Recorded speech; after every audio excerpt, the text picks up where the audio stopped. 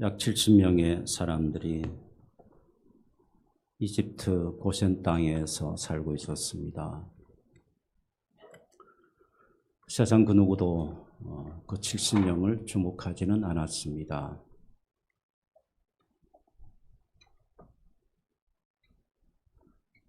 그들이 본성에서 갈 때에 하나님께서는 한 계획을 작정하시고 이루어 가십니다. 모세를 통해서 세우시고 그들을 가나안 땅으로 인도하십니다. 하나님이 인도하신 길이니까 평탄하고 푸른 초장이라고 여겼지만 그러나 그들이 걸어가야 하는 땅은 푸른 초장이 아니었습니다. 쉴만한 물가도 아니었습니다. 포근한 이불과 침상도 아니었고 거친 광야의 길을 그들은 걸어가야만 했습니다. 그리고는 그들이 감당할 수 없는 어려움을 만나게 됩니다. 홍해 앞에 그들은 두려워 떨고 죽었다라고 생각했습니다. 그때 하나님께서 그들에게 이적을 베푸시죠. 아니, 그 전에 하나님께서 바로의 마음을 강팍해 하시고 그를 징계하시면서 10가지 재앙을 이적을 베푸셔서 그의 자녀들을 가나안으로 출발시키셨습니다. 그랬다면 이제 멈춰야 될 텐데 그보다 더 큰 문제 앞에 이스라엘 백성들은 절망하게 됩니다. 그때 하나님은 또 다른 기적을 베푸셔서 홍해를 가르시죠. 이제 됐구나 생각했습니다마는 그러나 그들 앞에 여전히 놓인 것은 광야였습니다. 마실 물이 없고 먹을 음식이 없는 광야의 길. 그 길에서 하나님께 또한 기적을 베푸십니다. 만나와 메추라기를 내려주시고 하나님께서 반석에 샘을 내십니다. 마실 물을 주십니다. 너희들이 뜨겁지 힘들지 하나님은 하늘의 구름 기둥을 만드셨습니다. 하나님의 기적이죠. 하나님의 이적입니다.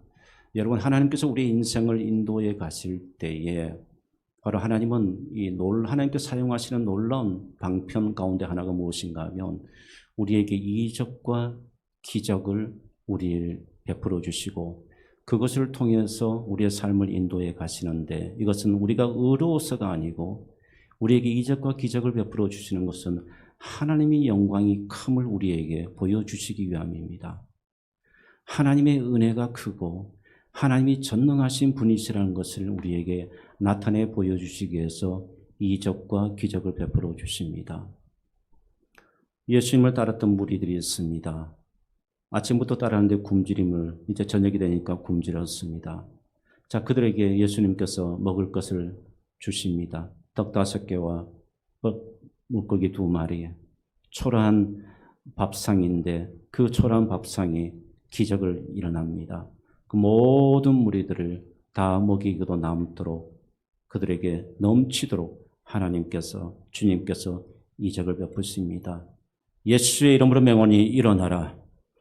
예수의 이름으로 눈먼 자를 고치시고 앉은 맹인을 일으키시고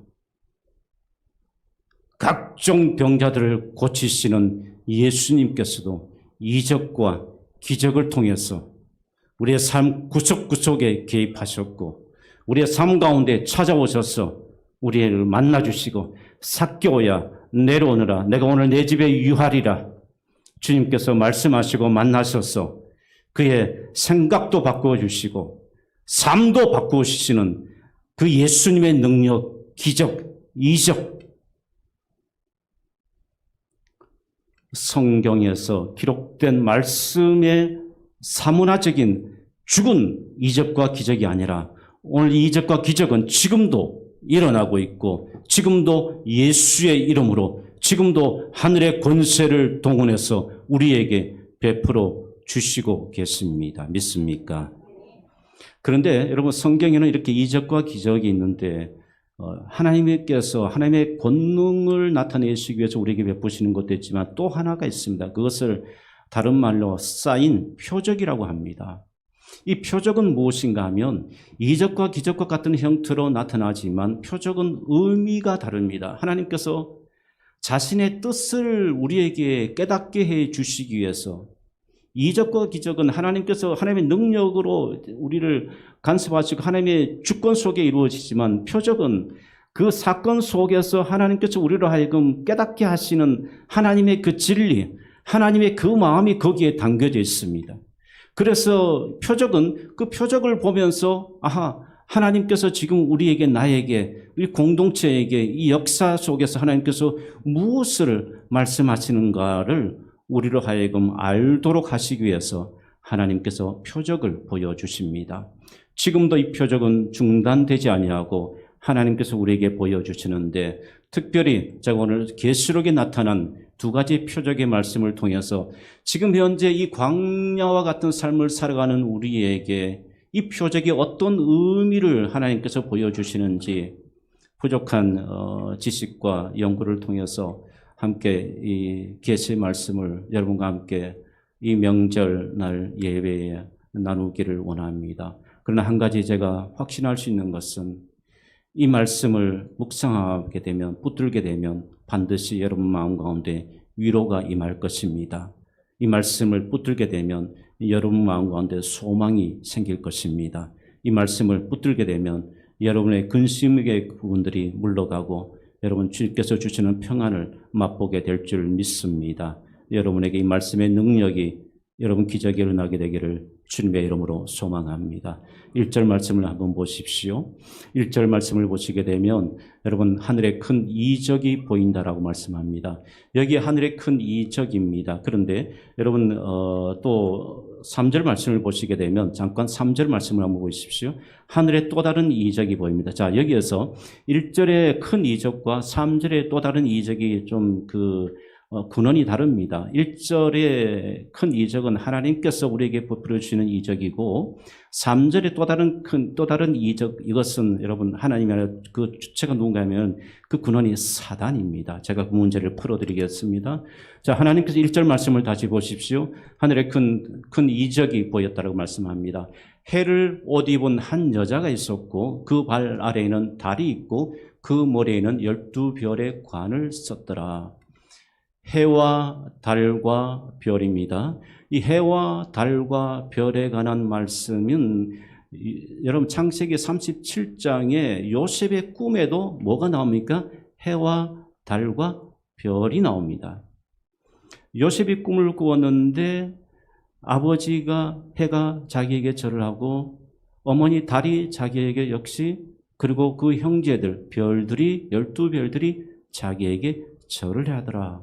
이것이 바로 요셉이 꾸었던 꿈입니다. 해와 달과 별에 관한 말씀이 이 두 곳에 나타나는데 여러분 이 두 말씀들이 각각 지향하는 것이 같습니다. 한 여자가 해를 옷 입고 그 다음에 달을 입고 그 아래에는 달이 있고 그 머리에는 12별의 관을 썼더라. 이것은 여러분 큰 권능을 이야기합니다. 말할 수 없는 큰 존재라는 것을 우리에게 여러분 보여줍니다. 어떻게 하면 해를 옷 입을 수가 있겠습니까? 어떻게 하면 그 발 아래에 달을 발 아래에 둘 수가 있으며 그 머리에 12별을 관을 쓸 수가 있겠습니까? 이것은 여러분 바로 하나님께서 이 이스라엘 그리고 하나님께서 더 나아가서 이 땅의 교회 믿음의 성도들 하나님께서 그만큼 존귀케 하시고 하늘의 영광으로 관을 씌워 주셨다는 것을 우리에게 상징적으로 말씀해 주고 있는 것입니다. 여러분 창세기 37장 말씀대로 해와 달과 별은 무엇을 여러분 가리키고 있습니까? 다윗을 통해서 다윗의 왕조에서 예수 그리스도 후손이 예수 그리스도께서 이 땅에 오실 것을 예표하고 있는 말씀입니다. 그러므로 여러분 큰 영광, 큰 은혜가 여러분 이 존재 가운데 있음을 우리에게 보여주는 것이죠. 그런데 여러분 이 여자가 2절 말씀을 보시면 큰 진통을 지금 겪습니다. 아이를 비어 해산하게 되며 아파서 애를 쓰며 부르짖더라라고 그렇게 말씀하고 있습니다. 해산의 고통을 지금 이야기합니다. 진통과 괴로움을 이야기합니다. 두 가지를 여러분 의미를 둘 수가 있습니다. 하나님께서 부르신 선민의 백성들, 이스라엘 백성들이 그들이 여러분 고난을 겪습니다. 나라를 빼앗기고 로마 속국으로 바뀌어지게 됩니다. 그 이전에는 아수르의 바벨론의 침략을 당하고 온갖 모욕을 그들이 당합니다. 그리고 로마의 나라를 빼앗기고 그리고 영적 암흑기를 그들이 맞이하게 됩니다. 이 땅에 하나님께서 교회를 세우셨습니다. 교회를 세웠지만 여러분 우리가 주님 오실 그날까지 교회는 늘 고통 속에 있을 것을 우리에게 보여줍니다. 계속해서 이런 싸움 속에 교회가 놓여져 있다는 것을 우리에게 보여주고 있는 말씀입니다. 이것이 바로 첫 번째 하나님께서 요한에게 주신 첫 번째 표적입니다. 그리고 두 번째 표적은 3절입니다. 두 번째 표적의 존재가 누구인가를 한번 보시기를 바랍니다. 함께 읽어보겠습니다. 하늘에 또 다른 이적이 보이니 보라 한 큰 붉은 용이 있어 머리가 7이요 뿔이 10이라 그 여러 머리에 7 왕관이 있다 말씀합니다. 여기 이 붉은 용은 영어로 말하면 드래곤입니다. 헬라어로 드라콘입니다. 드라콘이 영어로 드래곤으로 여러분 어원이 그렇게 된 겁니다. 이 붉은 용이 누구를 가리킵니까? 사탄, 마귀를 가리키고 있습니다. 그런데 그 사탄, 마귀란 존재가 어떤 존재인가 하면 이 표적을 보게 되니까 머리가 7이요 뿔이 10이라 그리고 그 여러 머리에 7 왕관이 있다고 말씀합니다. 자, 이 말씀을 문자적으로 보게 되면 여러분 사단이 굉장히 우리가 생각하는 정말 그런 사탄, 뿔이 있고 막 그런 존재. 자, 문자적으로 보면 그런 존재처럼 보여집니다. 그런데 사단은 실제로는 그런 존재가 아니에요. 우리가 생각하는 뿔이 달리고 그런 존재가 아니라 사단은 우리에게 미혹의 영으로 다가오기 때문에 여러분 아주 온화하고 또 아름답고 또 아주 우리가 생각 그 이상으로 우리에게 친근한 모습으로 다가오는 것이 사단입니다. 그렇다면 여러분 여기에 말씀하고 있는 이 사단의 의미가 무엇입니까? 머리가 7이라는 것은 사단의 지혜가 큰 놀랍다는 것을 말해줍니다. 한 사람의 지혜자의 머리에서 엄청난 것을 발명하고 또 만들어가지 않습니까? 그런데 그 머리가 7이라는 것은 7 숫자라는 것은 여러분 완전성을 의미하는데 사단이 그만큼 놀라운 지혜를 가진 존재라는 것을 말씀해 주고 있는 겁니다. 그리고 뿔이 10이다. 이것은 10개의 뿔을 가졌다. 이것은 사단의 힘을 의미합니다. 엄청난 힘을 가진 존재. 그것이 바로 사단입니다. 사단이 도대체 어떤 힘을 가졌을까? 어떤 권세? 머리에 7 왕관이 있다는 것은 여러분 고대 왕들이 왕관을 쓰지 않았습니까? 7 왕관이 있었다는 것은 그만큼 권세가 바벨론처럼 아스르처럼 로마처럼 여러분 그만큼 그 권세가 대단했다는 것을 우리에게 여러분 말씀해 주고 있는 겁니다. 구체적으로 여러분들에게 예를 들기 위해서 제가 마태복음에 나오는 말씀을 좀 들려드리겠습니다. 마태복음 4장에 여러분 예수님께서 40일간 굶주리십니다. 그 굶주리신 다음에 예수님께서 바로 누구의 이끌림 받습니까? 사단에게 이끌림을 받습니다. 사단에게 이끌림을 받아서 사단이 예수님에게 3가지 시험을 합니다. 그 3가지 시험 중에 하나가 무엇인가 하면 자 예수야 네가 나한테 절을 하면 이 세상 모든 것을 너에게 주겠다 말하죠. 이것은 무엇인가 하면 사단이 그만큼 대단한 존재고 이 세상의 권세, 이 모든 것을 여러분 줄 수 있는 바로 그 힘을 가진 존재가 바로 사단이라는 것을 우리에게 보여주고 있는 것입니다. 그러니까 여러분 오늘 이 말씀은 사단이 바로 그런 존재예요. 이 놀라운 존재입니다. 그래서 여러분 우리는 참으로 이 힘과 이 지혜와 이 권세를 가지고 우리를 여러분들이 삼키려고 하고 있으니 우리가 견딜 수가 없죠. 우리가 사단과의 싸움에서 그래서 우리가 날마다 지는 이유가 바로 여기에 있는 겁니다.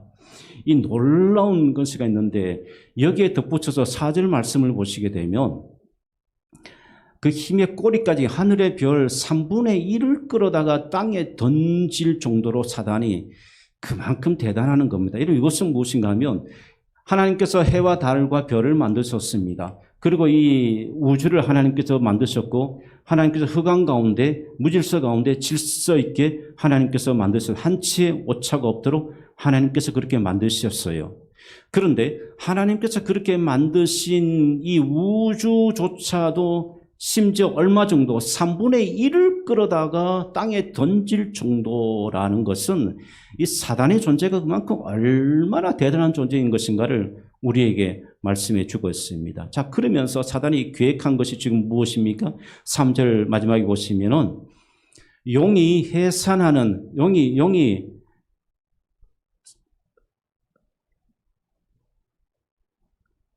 해산할 때 4절 말씀에 그 아이를 삼키고자 했다라고 말씀합니다. 이게 사단의 계획입니다. 지금 사단이 여기에 지금 온통 집중을 하고 있는 겁니다.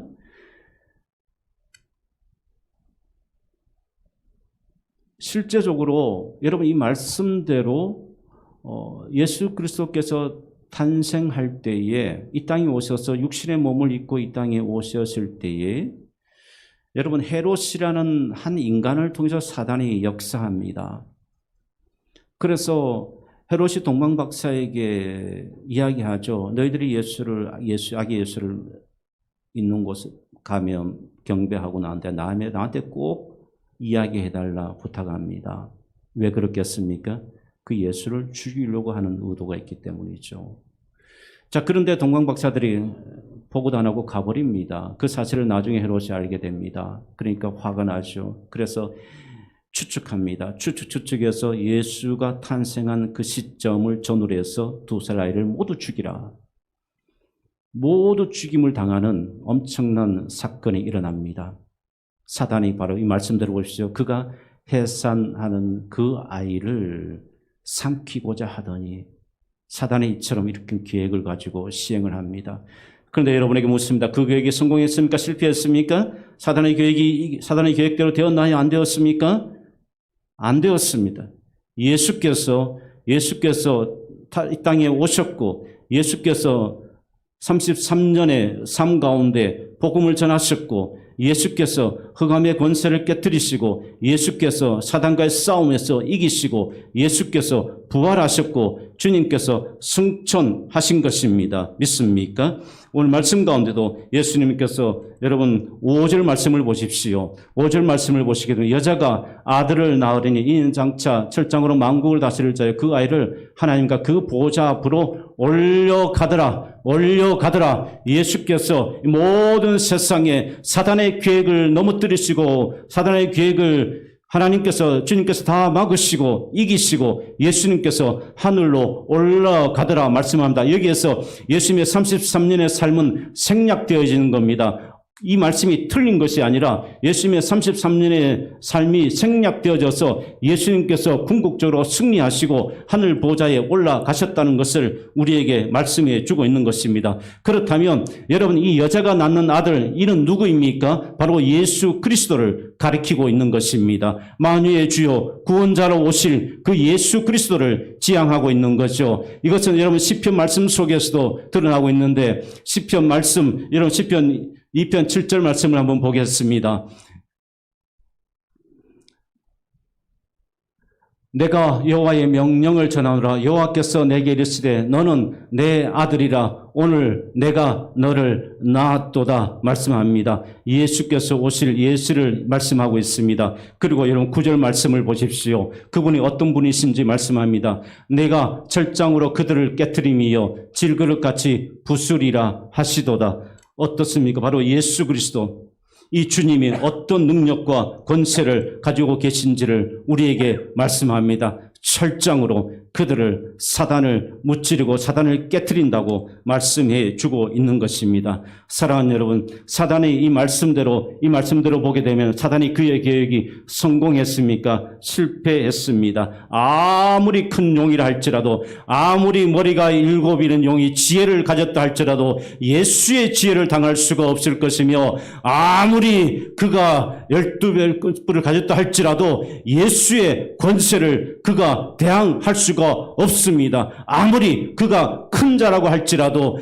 예수보다는 아닐 것이며 아무리 그가 높다 할지라도 하나님의 그 권위보다는 그는 낮은 존재일 것입니다. 그러므로 여러분, 아무리 사단이 우리의 삶을 무너뜨리고 우리를 공격하고 우리를 어렵게 한다 할지라도 우리가 예수의 이름으로 예수 안에 있으면 우리는 안전할 것이고 우리는 예수님의 보호를 받게 될 것이고 우리는 예수님의 은혜 아래 머물게 될 줄 믿습니다. 사랑하는 여러분, 저와 여러분은 예수를 만나기 전에는 사망으로 던져진 사람들이에요. 사망으로 던져져서 희망 없이 소망 없이 살던 자들이에요. 그러니까 우리는 교만할 이유가 하나도 없는 겁니다. 왜냐하면 우리는 그런 존재였기 때문에 그런 거예요. 여러분, 그래서 하나님께서 우리를 보호해 주시지 아니하시면 우리는 그냥 사망의 그늘에서 거기에서 노는 사람들이고 우리는 거기서 춤추면서 살아가야 될 존재가 바로 우리예요. 탐욕과 경쟁심과 온갖 야욕과 이 땅의 고통과 전쟁 속에서 여러분 그렇게 살아가야 될 존재, 그 존재가 누구인가? 바로 우리입니다. 우리예요. 인생의 광야에서 힘들어하고 고통스러워하고 아파하고 좌절과 절망 속에서 그늘 아래에서 그렇게 맥없이 힘없이 살아가야 되는 존재, 그 존재가 바로 우리입니다. 저와 여러분이에요.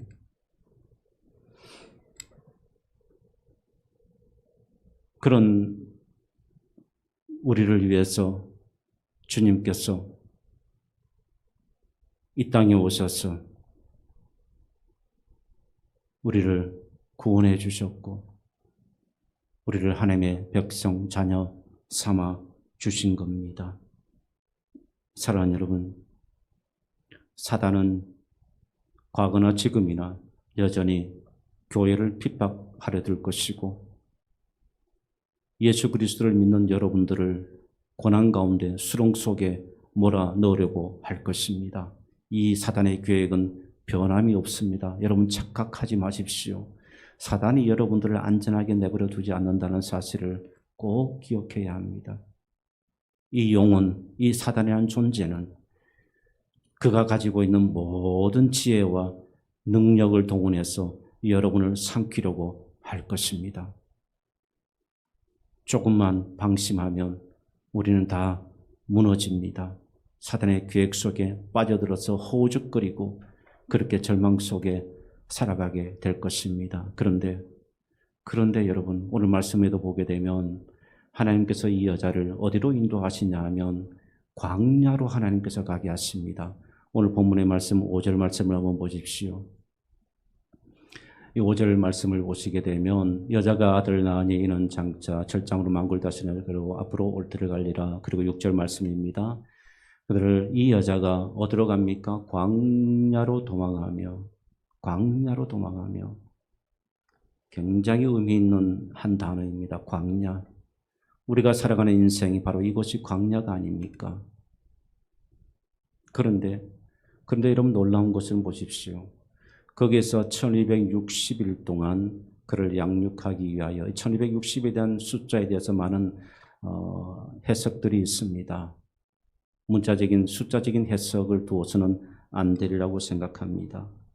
이것은 특별히 여러 가지 이 관점에 대해서 해석이 있지만 그러나 특별히 숫자적인 의미보다는 고난의 시간을 의미할 수가 있을 것입니다. 그런데 그 고난의 기간 동안 광야에서 무슨 일이 벌어지고 있습니까? 두 가지입니다. 하나는 하나님께서 양육하시기 위해서 하나님께서 양육하신다는 말씀, 그리고 두 번째는 그곳이 하나님께서 예비하신 곳이라는 것. 여러분 이 부분을 한번 주목해 봐야 합니다. 우리의 삶에 있는 이 모든 어려움과 고통과 심지어 죽음의 그림자조차도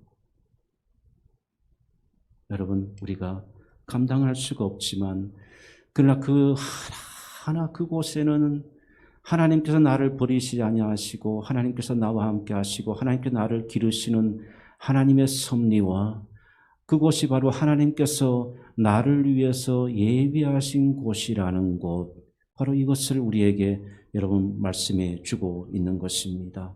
사랑하는 여러분, 하나님께서 우리에게 광야의 인생길을 걸어갈 때에 우리 인생길이 평탄치 않다는 것을 우리에게 하나님께서 아시고 하나님께서 두 가지를 예비하시고 우리를 인도해 가십니다. 그러기에 여러분 사랑하는 성도의 삶은 고난이 있어도 실패는 없습니다. 믿습니까? 성도의 삶은 아픔이 있다 할지라도 성도는 무너지지 않습니다. 믿습니까? 왜 그렇습니까? 하나님께서 나를 보호하시고 양육하시고 지키시기 때문에 그런 겁니다.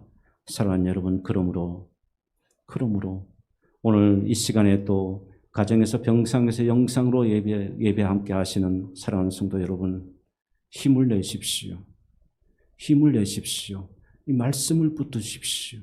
말씀을 붙드시고 나의 하나님이 아무리 사단이 큰 권세와 능력으로 나를 두렵게 하고 내 몸을 심지어 앗아가고 심지어 죽음의 그림자를 내 몸 위에 들이운다 할지라도 나의 하나님께서 나를 지키실 것이고 내가 죽더라도 나는 부활하게 될 것이고 내가 고난이 있어도 나라는 존재는 절대로 무너지지 아니할 것이고 왜냐하면 내 안에 계신 예수 그리스도 내 안에 있는 한 아이 예수 그리스도께서 철장의 그 권세로 다스리시고 인도하시고 나를 도우시기 때문에 나는 절대로 무너지지 않을 것이다. 힘을 내십시오. 사랑하는 여러분, 가시덤불이 있고 엉겅퀴가 있고 마음이 녹아내리는 그런 일이 있다 할지라도 아픔이 있다 할지라도 약속의 말씀을 붙들고 기도하시기를 주님의 이름으로 권면합니다. 약속의 말씀을 붙드십시오. 조금만 견디십시오. 잘 견디셨습니다. 조금만 힘을 내십시오. 내 안에 예수께서 도우실 것이고 나를 구원하신 구원자 사단의 모든 계획을 깨뜨리시고 무너뜨리시고 좌절시키신 그 능력 많으신 예수께서 나를 붙드시고 나를 인도하실 것입니다. 그러므로 조금만 더 힘을 내십시오. 잘 견디셨습니다. 지금 병상에서 영상으로 예배하는 여러분 잘 견디셨어요. 힘을 내십시오. 하나님께서 역사하실 겁니다. 세상이 여러분을 두렵게 합니까? 기죽지 마십시오. 사단이 세상을 지배하고 사단이 온갖 모략과 그의 권세를 다 동원해서 여러분을 괴롭게 한다 할지라도 절대로 기죽지 마십시오. 여러분은 하나님의 자녀입니다. 여러분은 바로 내가 너를 지명하여 불렀고 나의 피로 값주고 산 나의 자녀라는 사실, 하나님의 자녀라는 사실을 결단코 잊지 마시기를 바랍니다. 하나님은 여러분의 하나님이시고 나의 구원자이시고 나를 인도하여 주시는 분이십니다. 끝까지 믿으십시오. 하나님께서 여러분에게 주신 약속의 말씀이 분명히 있었습니까? 그 약속의 말씀을 끝까지 포기하지 마시고 버리시기를 주님의 이름으로 가지시기를 주님의 이름으로 축복합니다. 사랑하는 여러분, 40세에 하나님께서 큰 뜻을 보여주신 한 사람이 있습니다. 네가 그 땅, 내가 너에게 그 땅을 줄게. 40세에 하나님께서 그 깨달음을 주셨어요. 그리고 45년의 시간이 흘렀습니다. 85세가 되었습니다. 85세가 되어졌을 때에 이 사람은 이렇게 말합니다. 여호와서 14장 12절 말씀 한번 보십시오. 한번 읽어보겠습니다. 그날에 여호와께서 말씀하신 이 산지를 지금 내게 주옵소서. 여기에서 그날은 45년 전을 말합니다. 45년 전. 그리고 45년이 있은 다음에 지금 이렇게 말하죠. 당신도 그날에 들으셨거니와 그곳에는 아낙 사람이 있고 그 성읍들은 크고 견고할지라도 여호와께서 나와 함께 하시면 내가 여호와께서 말씀하신 대로 그들을 쫓아내리이다 하니. 할렐루야. 사랑하는 여러분, 무려 45년입니다. 45년. 그러나 이 갈렙은 45년 세월은 흘렀지만 절대로 하나님께서 주신 말씀을 놓치지 않았습니다. 기억했습니다. 언젠가는 언젠가는 이루어 주실 것이다. 그 약속의 말씀을 붙들었습니다. 그러면서 이제 이 고백을 하게 되는 겁니다. 그러면서 뭐라고 고백하는지 여러분 꼭 주목해야 될 부분이 있습니다. 여호와께서 나와 함께 하시면, 할렐루야, 나와 함께 하시면 내가 여호와께서 말씀하신 대로 그들을 쫓아내리이다. 아멘. 여호와 하나님께서 여러분과 함께 하시기를 축원합니다. 함께 하시면 마음의 어둠을 이길 수가 있습니다. 믿습니까? 인생의 노년의 외로움도 이길 수가 있습니다. 자식을 통해서 소망을 두었는데 여러분에게 외로움을 줍니까? 여러분 그것도 다 이길 수가 있습니다. 극복할 수가 있습니다. 누가 주님이 나와 함께 하시면, 할렐루야, 주님이 나와 함께 하시면 사단은 끝까지 그가 말로 다 할 수 있는 지혜와 능력으로 여러분을 이렇게 절망 속에, 자꾸 원망 속에 여러분을 빠뜨려고 하지만, 그러나 여러분이 그럴 때일수록 심지를 굳게 잡고 하나님을 의지하고 여호와 말씀을 붙드시고 하나님이 나와 함께 하시면 내가 쫓아내리라. 할렐루야. 여러분 안에 있는 어둠을 쫓아내는 능력을 가지게 되는 것입니다. 여러분에게 은혜가 있기를 주님의 이름으로 축복합니다. 사랑하는 여러분, 하나님이 내가 하나님의 보호하심 아래에 있다는 사실을 놓지 마십시오. 내가 하나님의 은혜 아래, 그늘 아래에 있다는 사실을 잊지 마십시오. 그리고 지금 당장 막연한 것 같아도 하나님은 여러분을 포기하지 아니하시고 하나님은 여러분을 내버려 두지 아니하시고 하나님이 여러분을 인도해 가시는 분이라는 사실을 꼭 믿으시기를 주님의 이름으로 축원합니다. 사랑하는 여러분, 오늘 제가 아침에 제가 주일날 오면 주일 아침에 항상 제가 유튜브에 찬양 영상을 항상 제가 컴퓨터로 틀어놓고 같이 노래하고 같이 제 혼자 일찍 와서 한 30분간 부흥회를 합니다. 근데 오늘 틀었던 그 복음성가 집 그 멜로디 그 찬양 가운데 거기에 많은 1시간 동안 쭉 그 곡이 수록되어 있었는데 혼자 이렇게 부흥회하다가 댓글들을 한번 살펴보았어요. 댓글들을 한번 보니까 이런 댓글들이 있었는데 그 가운데 제가 몇 가지를 좀 여러분에게 소개해드리겠습니다. 나에겐 2 아들이 있는데 도박 중독 중입니다. 비형을 날마다 저지르고 있습니다. 너무 아픕니다. 제가 지금 사기를 당했습니다. 그래서 살아갈 힘도 없습니다. 저는 어릴 때 충격으로 인지 능력이 상실해서 IQ 70밖에 안 됩니다. 좀 도와주십시오. 아버지가 지금 중환자실에 계십니다. 절망 상태입니다. 지금 제 아들이 뇌출혈로 지금 사경을 헤매고 있습니다. 저는 지금 자꾸 무당을 찾아가고 싶은 마음이 생깁니다. 우리 형이 지금 위암투병 중에 있습니다. 저에게 3살 아이가 있는데 지금 뇌전증으로 있습니다. 기도해 주십시오. 제가 오토바이 사고를 당해서 지금 뇌출혈 상태에 놓여져 있습니다. 저는 지금 어둠의 영과 시기의 질투의 영에 사로잡혀 있습니다. 어떻게 하면 좋을까요? 제 아들이 있는데 코로나 후유증으로 정상 생활이 불가합니다. 어떻게 하면 될까요? 기도해 주십시오. 전부 이런 내용들입니다. 이 내용들로 기도 요청 내용들입니다.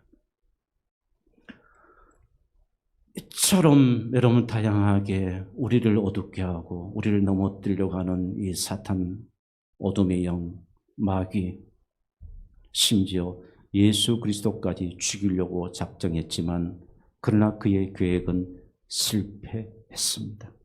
하나님의 자녀들을 마찬가지 죽이려고 하고 그리스도의 몸된 교회를 수렁에 빠뜨리려고 하고 지금도 그렇게 몸부림치면서 계획하고 또 계획하고 안 되면 또 다른 계획으로 우리에게 다가오고 또 다가오지만 그러나 여호와 하나님 부활하셔서 사단의 모든 계획을 무찌르신 예수 그리스도 그분이 나와 함께하고 그분이 우리와 함께하면 우리는 이기는 삶을 살게 될 줄 믿습니다. 그러므로 제발 낙심하지 마십시오. 마음의 그런 가운데 여러분들이 자꾸 그 마음에 빠져들지 마십시오. 여러분에게는 예수가 있지 않습니까? 주님이 계시잖아요. 주님의 손을 붙드시고 주께 의지하십시오. 주를 바라보시고 주와 함께하면 갈렙이 이렇게 고백합니다. 하나님이 나와 함께 하시면 내가 그것을 할 수 있습니다라고 말씀합니다. 하나님이 여러분과 함께 하시면 여러분의 마음에 있는 모든 어둠들을 이길 수가 있습니다. 극복할 수가 있습니다. 심지어 병이 고통이 심할지라도 여러분은 절대로 그 병 때문에 완전히 무너지는 존재가 아닐 것입니다. 결국은 주님이 승리하셨듯이 저와 여러분을 주님께서 하나님께서 승리케 하실 것입니다.